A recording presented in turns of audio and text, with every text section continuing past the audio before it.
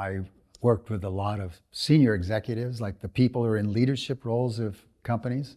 And the most dominant personality style is what I call a controller. They want to be in charge. They got to know the right answer. It's got to unfold a certain way. They have a pretty measurable objective. And something always goes wrong. There's always an issue. And that's the work I've done. Come in and work with the team that isn't functioning together. But everything I see in someone else is only in me, or else I wouldn't recognize it. So I kept noticing this same thing, and I thought, well, that's me too. I've got a lot of stuff that's not unfolding the way I think I want. It's not going, this is not working right, and I try to fix it or control it or judge myself or whatever. And one day I heard myself say, well, what if this is for me? Do you ever have these conversations? You're like, who's talking in there? There's somebody in there who knows more than somebody else. And the one who knew more, he said, what if this is for me? And I thought, well, that's a good question. What if it is? And I started looking. I don't remember the specific incident, but it was something that I thought was all messed up, fucked up, if I can say that word. It was like, oh my God, another problem to solve. And another disaster, another adversity or something. Well, what if this is for me? And I started seeing ways it could be for me. And as time went on, sure enough, and I surrendered. I let go of attachment. I let go of trying to control it. And it started unfolding its own way, and I started participating, cooperating. And darned if it didn't turn out much better than had it gone my way. And I remember thinking, well, that was interesting. Was that just coincidence? But more and more, I would ask, what if this is for me, if it didn't go my way? And I would say 100% of the time, it was for me. And I don't know the percentage, but a high percentage, 80%, it was better than had it gone my way. And if I hadn't have let go of control, and just stepped back and cooperated with the way it was going, I would have never known that. Well, I don't know when I first started asking this, 20 years ago, maybe 25, somewhere back there. But I would say 100%, constantly. And I still do it. Sometimes every day there's, what if this is for me? Something didn't go the way I wanted. Somebody didn't pay me. A guy didn't show up for an appointment, canceled, something. Well, what if this is for me? Well, I'm scanning right now what are some examples, but you get the idea.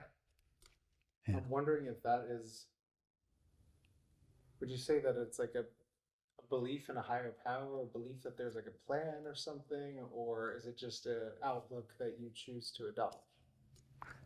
Okay, we'll go there. Definitely, you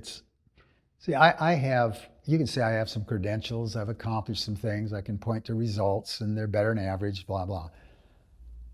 At this stage in my life, when I look back, I realize I didn't do that. The personality ego educated me. I don't know how. I did a lot of work in Russia, pioneering work. I was among the first 10 non-Russians into major areas of Russia when communism fell. And we did amazing things, did all kinds of stuff. Most of it people wouldn't know about or care about. But for example, I had dinner with Gorbachev. Now if you were to say to me, organize a dinner with Gorbachev, I wouldn't have a clue right now. How do I do that? So I got so many examples, hundreds, of where something happened and I got some credit for it, but I didn't do it. The ego that wants to claim credit, I don't know how to do that. What I liken it to, I love college athletics, and right now the football season is ending. And I grew up in Oregon, Eugene, Oregon. The University of Oregon is one of the top 5 teams. They had a shot at the national championship, just blew it. But anyway, they were very, very good. Their quarterback is one of the 4 nominees for the Heisman Trophy, the top award for college football players.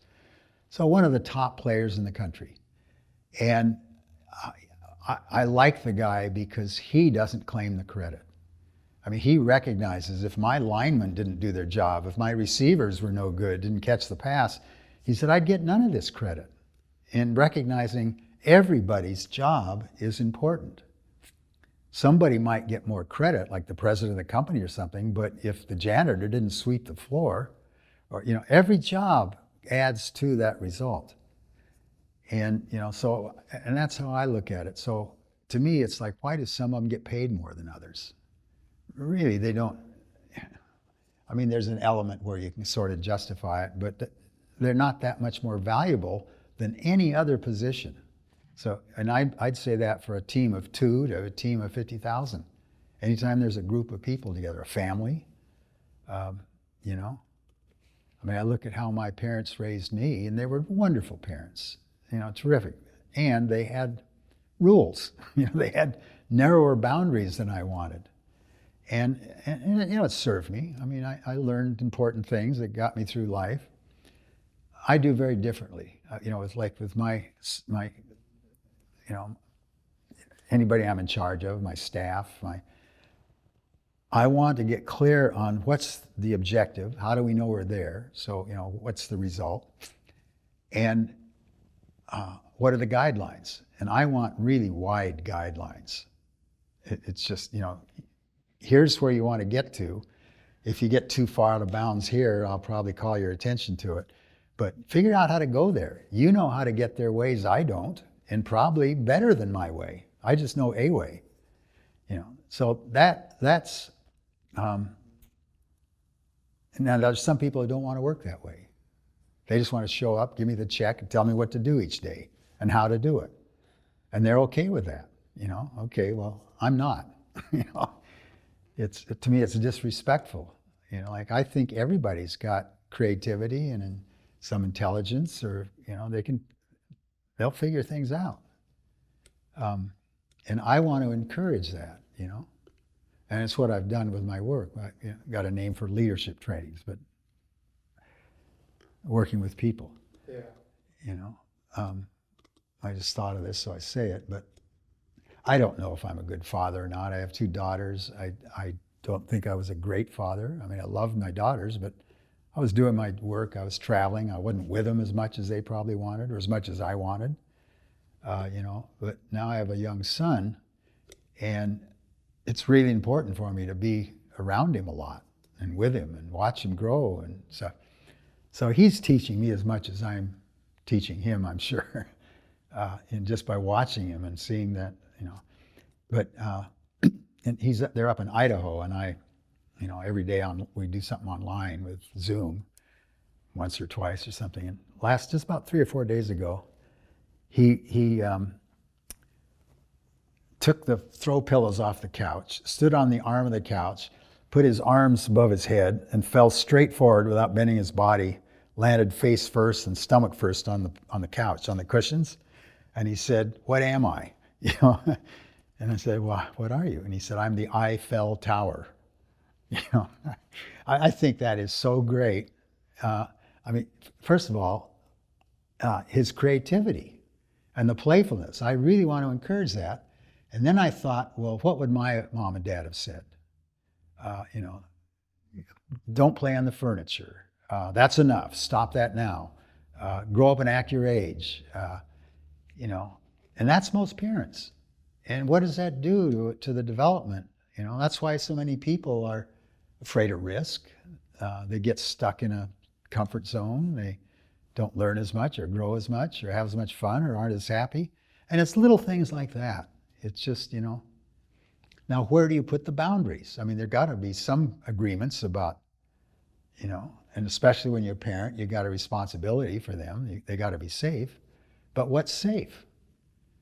I mean, my son has loved to climb since he was very little. He'll climb on anything. And it's a part of me that says, oh my God, and I hear my parents, don't fall, or get down from there right away or something. Well, I want to give him more freedom to do that. And so far he hadn't fallen. He's a very good rock climber. He'd come to this building to try to figure out, how do I climb up the outside, And so sometimes he'll get up in a tree, and I think, that's a long way up. But I got to say, that's okay. If I'm concerned, I'll get close so I can break his fall if he, falls or something. But that's to me, it's not just specific; it's metaphoric. I think people could I think there's a lot more. The traditional educational system in the Western world or the developed world, to me, is so off. Um, you know, when we were in school, we were graded. We'd get papers back with red marks on them. You know, our attention was called to the mistake we made or what was wrong. And so what did we learn? Don't make a mistake. You know, we don't want to be judged or criticized, or the adult doesn't love me, or, you know, all these unconscious choices we make when we're younger. And we don't, you know, and then that develops into an adult who's not as creative or not as happy or not as productive, you know.